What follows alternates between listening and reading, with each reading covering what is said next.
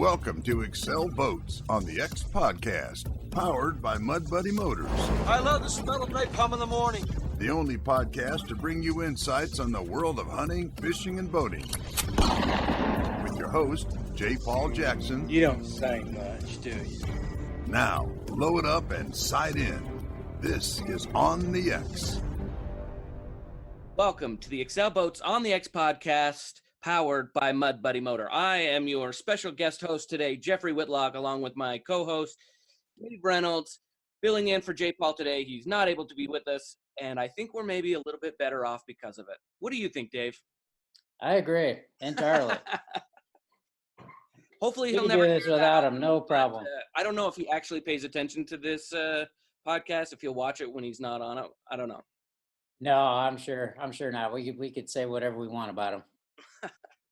Good, because I plan on saying a lot of mean things today about you. All right. Just feeling mean. This coronavirus has got you mean. Exactly. It's the stir crazy. I've been home. I've been home for weeks on end. I'm ready to claw somebody's eyes out, really. I hear you, man. I had to go in the office today for a little while. I had to process a few orders. There's a few things you cannot do at home that you got to go to work for. Good. How's everybody there? Is everybody still alive? Yeah, everybody's there. Yeah, pretty much. Yeah, the whole crew for the most part. Just unaffected. Good. So far, so good. Well, today we are joined by a very special guest, somebody we haven't had on for almost a year now. We're really excited to have him back on, the one and only Mr. Freddy King. Freddie, how you doing out there? I'm doing great, guys. And listen, J. Paul, I don't know if you're listening, but I got you back, buddy. I got you back. So when they're talking in front of you, I'm going to be talking about you behind your back.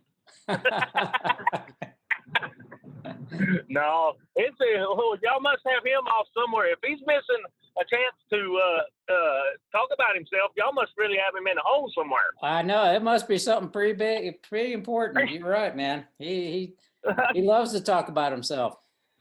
Oh, Lord, he called me the other day, and I thought we was in a conversation about something, and he was just telling me about his sharpening list he was fixing to put together, go to Walmart, and hung up. And I'm like, what the heck?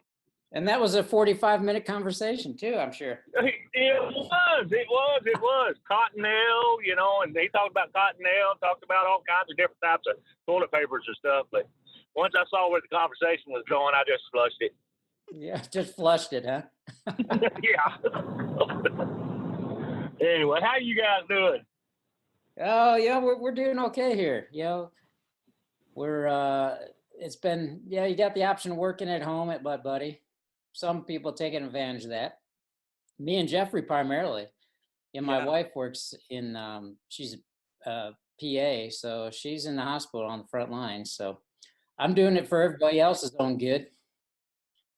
Well, I'm proud, extremely proud of the folks like we have, like your life, having to actually put themselves in the mix of it, just kind of keep everything going, keep people, healthy, at least with the issues that are popping up. And there's a lot of people that are having to be put on the front lines, and you got to give them a big, big, big shout out. You know what I mean?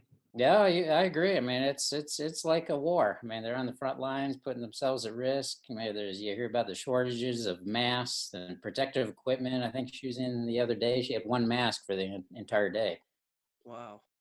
Yeah, so it is bad. But, we got, it is sort of like a war in some ways. You got other companies like Ford kicking in, and they're not building cars, but they're building masks. There's other companies that are chipping in and helping, fill this great demand for protective, masks and clothing for our health workers. Yeah. So they aren't quite building battleships, but pretty close to it, just as important. Well, I mean, everybody's trying to do what they can. Most people we had a seminar scheduled up here. We're going to do it. Chris Aikens and Chris Jobman were going to come in. We were going to do a Master National Grand Seminar. And, even though this area isn't extremely affected and everything, it would be, we canceled. also it would be irresponsible of us for, you know, to continue on and bring people in, because we have people coming from everywhere. Yeah. And, you know, so we just shut the doors down, and it may not seem like much, but every little bitty thing like that people can do for the next 8 or 9 days, however long Trump's got us left on this quarantine, you know, it's just going to help. It makes a huge difference. You know, we've been. Well, it does. Yeah. And we've been pretty diligent, you know, social distancing here in Utah. And actually our cases have pretty much stabilized the last day or two. So, you know, not a that's big good. increase That's in real cases. good. So Yeah, hopefully it's paying off. But yeah, I mean, it's affecting everybody. You know, speaking of, I guess, you know, dog trials start to get in big time this time of the year, don't they? Oh, Lord, yeah. I mean, I honestly made a call this morning that I hated to a guy that supplies probably in this region 40 to 50% of the birds, and you know, you're talking about 300 ducks per hunt test at an average of $10. You know, so you're looking at $3,000, and literally 25, 30 tests that he's missing out in this area this year because of that. So, you know, and that's his only income. So that's a major lick right now. Yeah, it sure is. I imagine all the trials have been pretty much canceled from indefinitely, right?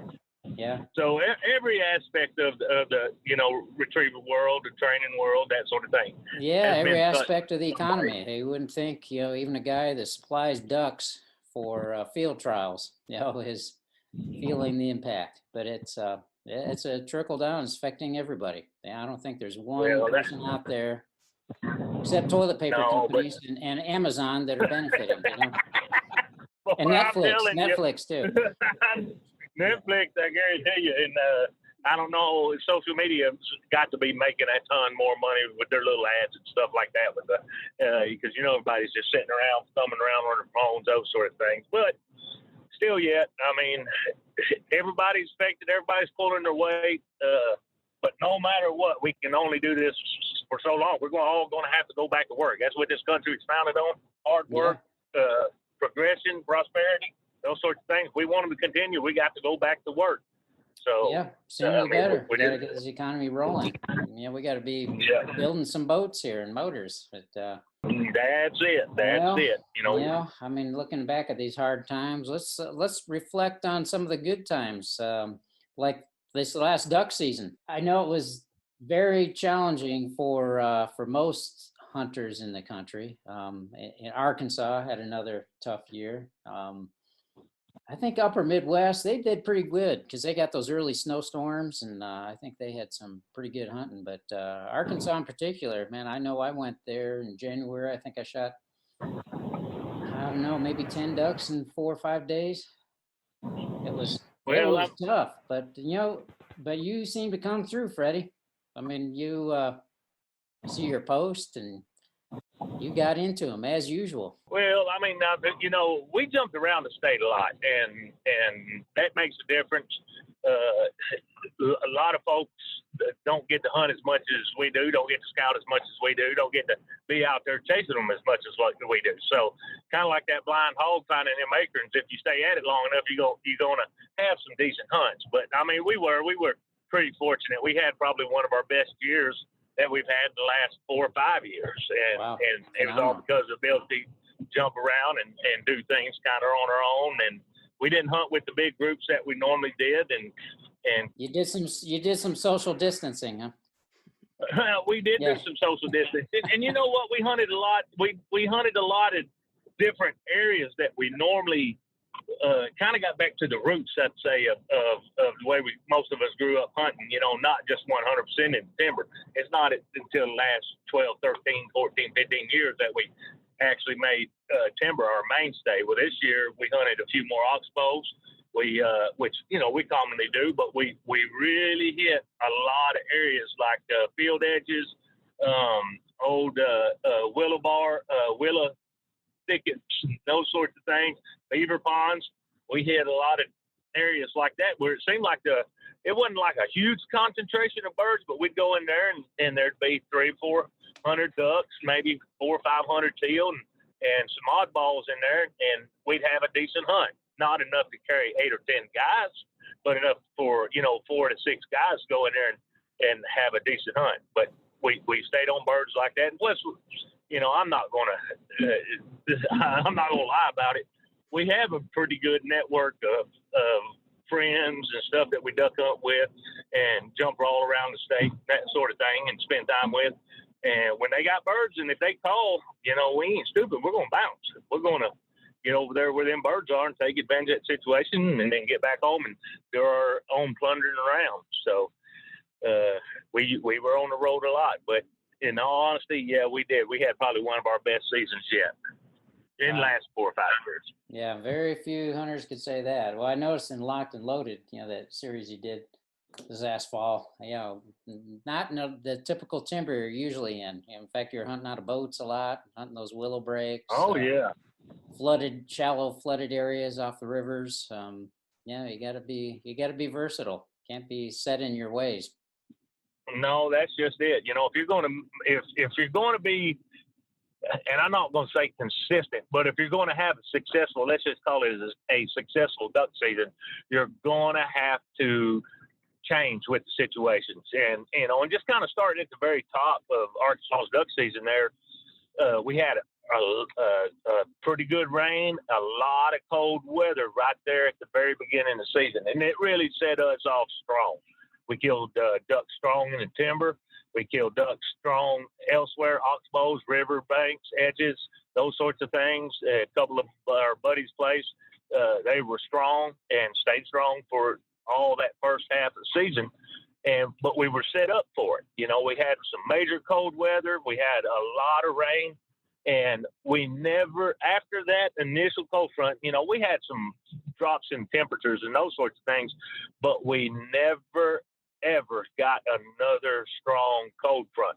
Even though we got tons of rain, and when I say a ton of rain, it was enough rain to sustain the river that the Corps had already planned on putting out. So they had already said, hey, we're going to put the river at 30 foot come such and such a date. Well, they did that, and then it actually expanded above what they were calling for because of the amount of rain that we had. So we had a big river for the remainder of the duck season without those big cold fronts to push birds down. So we started hunting the same birds literally that were bouncing all over the state of Arkansas. They'd get hammered up northeast Arkansas, big group, and they kind of make their way to central Arkansas, somewhere where we might be hunting. Next time they may be moving on further east, or they may go south. And that one big flock of ducks, it may have covered 4 or 5 different big areas, but they just kind of bounced around. And you could tell the longer season went, the more stale and tougher those birds got, and you had to change your tactics. I mean, you really had to change your tactics from no calling to only a half a dozen decoys, half of those decoys on jerk strings, and just had to really, really do a lot more scouting. If you weren't on the X, you were not going to come up with birds. That's just the way it was. Yeah, I'm sure you kill them in one spot one day, and then that spot's burned out. Oh, that was a problem. Too many places to go. And by the way, you could blame Bill Atkinson. He's our rep on the lack of cold weather and freezing. 2 years ago, he bought an ice heater. Right. You have not had ice in Arkansas, pardon me, since he bought that ice heater. So you could blame Bill Atkinson next time. Well, I'm going to tell you, just to add exactly what you're saying there, Bill went and bought that ice heater just because of the past years. We normally get a good 2 to 3 inch thick ice that'll last a week.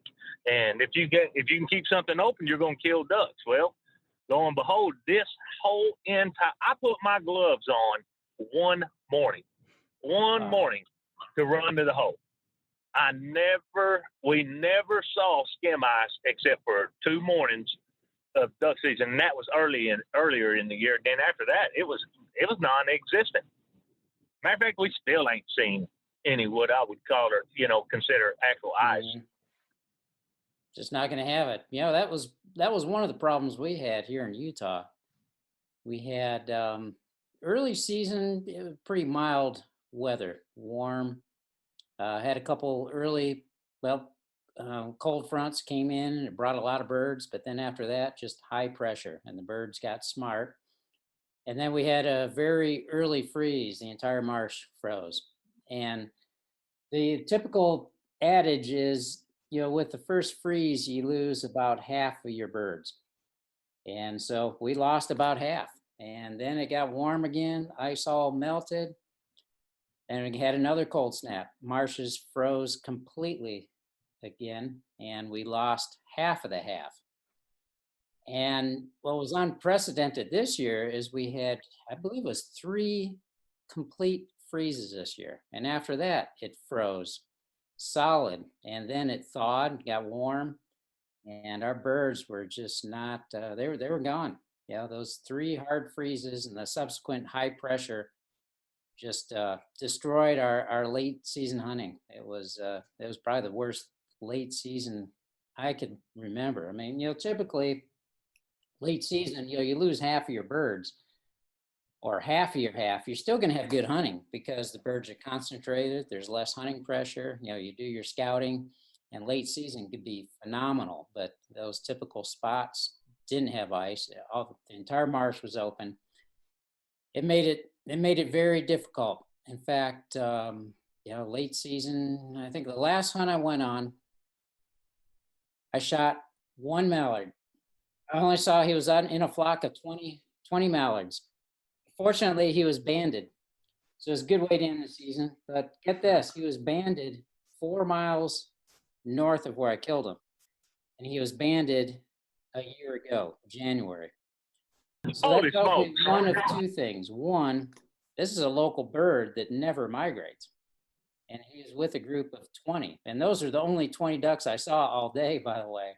So it's either that or he's a very late migrator and he comes through every year in January. Either or, it was a tough year in Utah, particularly, the end of the season.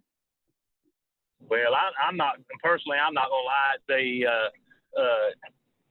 Normally we kill 90-95% mallards. This year, I'm gonna say our mallard count was probably, even though we killed more ducks than we have in the last 4 or 5 years, our mallard count was probably only 55-60% of normally what it was. We killed a lot more teal. We killed redheads. We killed canvasback. We killed a lot of gadwalls, and I think I said teal. But it was a big mixture. But that's also because of us getting out of our norm of hunting the timber and getting in those areas that those other ducks like to frequent, and which is quite all right with me. I mean, I love to eat teal. I'd rather eat teal than I had mallards. Any day. That's my favorite. They're fun to shoot. Oh yeah, they're exciting. They decoy nice. It's fun to mix it up every year. You try different tactics. I even did some diver hunting for canvasback and redhead, and it was the same. Not as many mallards. Unfortunately, not as many teal. One thing you could always count on late season in Utah is teal hunts out on the Great Salt Lake. Man, those teal raft by the tens of thousands, and that is always a sure bet. They were non-existent this year. You go out there, you shoot them with spoonbills, but no teal. Well, they must have made it to Arkansas because we had some of the craziest teal hunts that I've ever been on. As a matter of fact, this coming fall and into the early part of duck season and Unseen Locked and Loaded series, we're going to see a lot of those big groups of teal coming in. So, I mean, we'd see groups of 500. And, I mean, just, which is absolutely fun for 8 to 10 guns that can't shoot. Oh, yeah. That is a lot of fun. They're a little smaller targets than those big mallards coming through the treetops. They're fast. Oh, yeah. Well, when you're used to birds dropping straight down and just kind of fluttering, it don't take much of a skilled shotgunner to bring down 2 or 3 ducks at every volley. But by gosh, them daggone teal coming whizzing by you at about 15 yards at a freaking 100 knots, they'll hunt. They'll give you a big slice of humble pie real doggone quick. Oh yeah. The most difficult part is not to flock shoot that first shot. Usually the second shot you settle down a little bit, But that first shot, you got 500 of them. It's like, man, what one do I pick out? What one do I shoot? It's pretty exciting. That's it. Yeah. That's it. Yeah. But I don't know. It always seems like I do a lot better when I cluster shoot anyway. So. Yeah. Hey, if you get the general lead of the whole flock, you're leading them right. Yeah. You get lucky. But oh yeah, you do. But no, but going back to what I was saying earlier about us hunting those different areas, we hunted out of the boat a lot, and that's usually not our favorite thing to do. But the more I did it last year, I mean, that pro hull boat to me is the ticket. I got to where I figured out exactly how to carry all the decoys, all 3 guys, and a dog, and have all our gear, camera equipment, all that mess, and we could go out there, set up, tie up, get ourselves lodged in, and it was basically like we were hunting out of a nice blind, minus the big cover over you and all that kind of mess. Yeah. But, I mean, we stayed comfortable. We had our chairs in there. We killed these snot out of ducks. But that pro hull gave us tons of room to move, tons of room for storage, and was solid. I mean, if you're going to do some good shotgun, you got to have a solid platform to shoot out of. And it didn't take as much work to get that rig solid where 3 guys, and trust me, we had at times 4 guys in that pro hull shooting. And wow, I got it. We knock our ducks down. Yeah.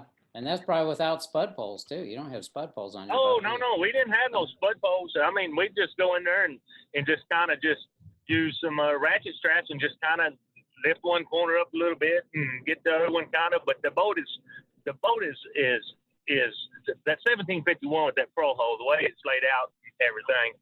You kind of get everybody situated and say, all right, right here's your shooting zone, right here's your shooting zone, right here's your shooting zone. And it didn't matter if what the ducks were doing or who was shooting. You could throw up and everybody be shooting, and you wouldn't come off the boat wouldn't move enough for you to miss the duck because of the boat moving. If you miss, normally it's your abilities. Yeah. But yeah. I mean, hunting out of a boat, that's a gentleman's hunt. I enjoy it too. I mean, it beats standing in knee deep, waist deep water all day, and you could carry on conversations more. I mean, it is like hunting out of a blind. That's the closest we come to hunting out of a blind here in Utah is boat hunting. Of course, when my kids were younger, that's all I do because they couldn't stand in the water and it's comfortable, enjoyable. It's comfortable, and I mean, don't get me wrong. I love standing up against the oak tree and all that kind of mess. But this past year, hunting out of that boat the way we were and everything, I'm already gearing stuff up for next season to where we'll probably do a lot more hunting out of the boat. We'll have our gear set up and the ability to. A lot of times we didn't kill ducks years in past because we absolutely said, I don't want to hunt out of a boat. I want to do this. But now, with that pro hull and the way we're setting up everything, I just about soon do it. Right on. Well, good to have a different game plan every year. Well, you better if you want to stay successful. I mean, that's exactly what we found. Because, I mean, there would be times, honestly, John could say, man, we hunted this, we hunted that, and we'll try to go do this. And we say, yeah, tomorrow morning, let's go over there and let's hunt that backside of, that 38 acres or whatever, and it should be good. Well, about the time we'd start meeting up in the morning, because of the day before hunting out of the boat in the area, and we saw where the birds were going, well, we'd have to hunt out of a boat if we go over there, don't you? Yeah, but dadgum, I think it'd be better. Well, there we go. We'd be in the boat again. And that's what saved us, just not limiting ourselves to just hunting one style or going places that we normally did or normally hunted throughout the years. We just say, I tell you what, let's go do that. Let's do that. We know enough ducks will see us that we'll kill a 3 to 4, maybe 5 man limit. And most times it's just 3 or 4 of us. But, and that's why we were successful. We just kind of got off out of our actual normal way of doing things and let the tools that we have accessible to us in the known area and put them to work. Yeah, and it's rewarding doing well, when hunting new areas that you're not familiar with too. I think it's really rewarding And, like I said, it gives you other options. Just have to get out of your comfort zone once in a while. That's it. That's More it. hunters, I think, need to do that. Try different things, hunt different areas. I know a lot of guys are set up with traditional blinds in areas, and they're pretty limited to hunting those blinds. But you get out of those blinds and hunt different spots, and that opens up a lot of opportunities. Well, it does. It opens up opportunities, and plus, you don't get stagnant on the same thing, especially because if the ducks, you're at the mercy of the ducks 100% there. You are everywhere, but even more so when you limit yourself to the same exact place and the same exact style of hunt. You're at the ducks' mercy of being there every single day. I mean, I know these guys, right? I promise you, out of our 60-day duck season, they're going to hunt 45, 50 days, and they will absolutely, and they're great guys and great duck hunters, know what they're doing, that sort of thing. But these two older gentlemen go to the exact same spot. They set up the exact same way, and either it is or it isn't going to happen for them. And even if it's just an absolute horrible day, they will not pick up till 11 o'clock. So, they're duck hunting for the right reason, to get out there and have a good time no matter what's going on. But, right. Just like to get out. Enjoying their time and all that kind of mess. But, and which was what we should be doing. What we're having to do right now, enjoy our time with the coronavirus going on. Yeah, no kidding. Make the most of our time. Get outside. I guarantee you. Getting outside and getting fresh air helps. I feel those countries, Spain and Italy, where you can't even do that. Can you imagine? No. I'm just, if we just figure out a way to just completely negate ourselves away from the phones, that would be, awesome. Yeah. All right, we're going on a social media and 100% phone quarantine for 1 month. There you go. Yep, wouldn't do much for boat sales, but keep things rolling anyways. Oh, you might be surprised if somebody ain't got nothing better to do. I'm gonna go by and take a look at them. Well, that's true. That's one of the few things you can do. Social distancing, go out on the boat ramp and do some fishing. Yeah, that's providing boat ramps are open. I know in Florida they closed a few, but that was primarily due to the spring breakers. And I think elsewhere in the country, all the boat ramps are open. From what I've heard, a lot of people are getting out and going fishing. Well, matter of fact, here in the state of Arkansas, I can't remember the dates. I think it started like March 20th through the end of March, or maybe even into April. The Arkansas Game and Fish has waived all hunting license or all fishing license. You do not have to have a fishing license to go. So if you're a first-time fisherman, whatever, get out there with your family. They want people to get out there and enjoy the outdoors in the waters. That's great. That's a great idea. Yeah, and screw the limits too, right? No limits. Well, I don't know about that. I wouldn't want to be caught on the Little Red with my limit over on trout. I think they might look at you a little funny. Yeah, I think so. But no, what a promotion to get people back in the outdoors, or people who used to fish, and to get back into it. It's a perfect opportunity. Well, I mean, not to change our subject and go back to this coronavirus thing, but that's just another way, like you was talking about, the way that Game and Fish can help, ease the strain and stresses, that come along with this thing that is going on. Same thing that Ford and General Motors and all those companies are doing. They have the ability to reach out and help and take a lot of stress off and those sorts of things. Well, Game and Fish is doing that, and I'm sure there's other states that are doing the same thing. We just haven't heard of them, No, I mean, I get updates from Utah, and they give fishing reports, and they're encouraging more people to go out and go fishing, and I mean, as we all know, getting out in the outdoors is rejuvenating. It's good to get out where there's very little stress. Well, to me, the outdoors is the only place you can go. The outdoors is the only place you can go with, no matter who it's with, family, whatever, and actually get back to square one.